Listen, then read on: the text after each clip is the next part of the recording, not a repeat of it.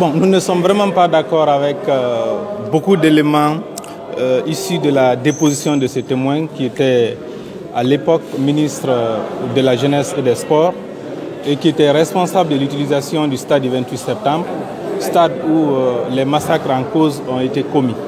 D'abord par rapport à la suppression des éléments de preuve.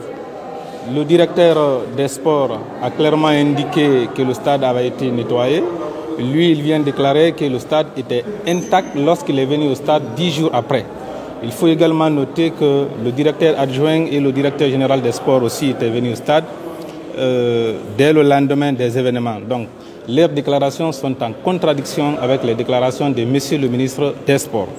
Mieux que cela, le ministre nous déclare qu'il était venu au stade pour voir si le match Guinée-Burkina Faso pouvait se tenir le 11 octobre, effectivement au stade du 28 septembre.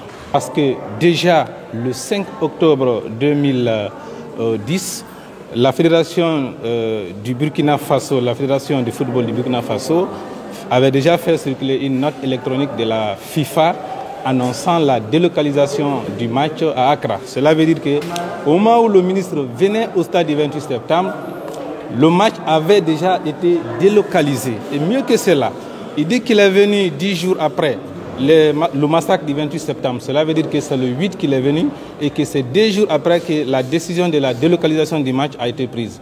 Si on fait le décompte, le 8, 2 jours après le 10, la FIFA et la CAF ne peuvent pas attendre jusqu'au 10 octobre pour délocaliser un match qui doit avoir lieu le 11.